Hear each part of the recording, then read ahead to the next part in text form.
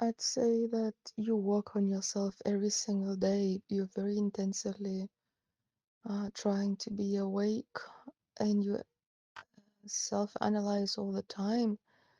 So I wouldn't say that you have to start working on yourself. You've been doing this for ages already. Uh, Maybe it's the opposite you should be doing. Just having fun in life, just forgetting all the philosophies and all the reels and podcasts. That's what I've been doing because when it when you keep looking at everything around that says, "Oh, you have to be a better person," and then, "Oh, life gets better with time," you know, life gets better with wisdom, uh, and so on and so on. And it seems like every time when you look at something like that, when you hear people reminding you of how you should be living, what you should be doing, and working on yourself, it keeps reminding you that you're broken. Oh, that's wrong programming because you're not broken at all. It's just because they keep feeding you with psychological medicine. I'm not saying it's bad. I'm just saying when it's all the time, everywhere, uh, to the excessive degree, it might look as, you are very sick, which you're not. It's the same as, old people that have a whole bunch of pills, this pill is for that, this pill, like 15 different bags, everything in plastic bags, and then is something else, then just, mm, these abuelitas and abuelitos, I think when they have a whole bunch of pills, they keep taking them, they just remind them of how sick they are. And it's their temple in a way, like, oh, that's my medicine because that's who I am now. And I am what? I am sick.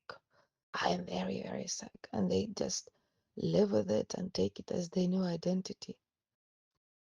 What could possibly be happening in your case? It's a psychological mm, habit that keeps you looking for evidence that you were not okay. And the more you listen to everybody else that's an expert, which they are, I get it, I totally agree. But when you surround yourself with only people that teach you, and say you're sick, you have to heal yourself, you have to improve yourself, you have to be better, you have to stand for yourself, you have to fight for your rights, which is all good. I'm not saying that sometimes we need those reminders, but if it's a constant content, then it does the opposite effect. I think just a load of information that tells you what you should be doing and how you should be living. I'm repeating myself, I know. Is a constant reminder that you are not good enough today, which is the whole paradoxy. It doesn't make any sense because you've been in this for a long time already and you're not feeling better. I would advise to switch from everything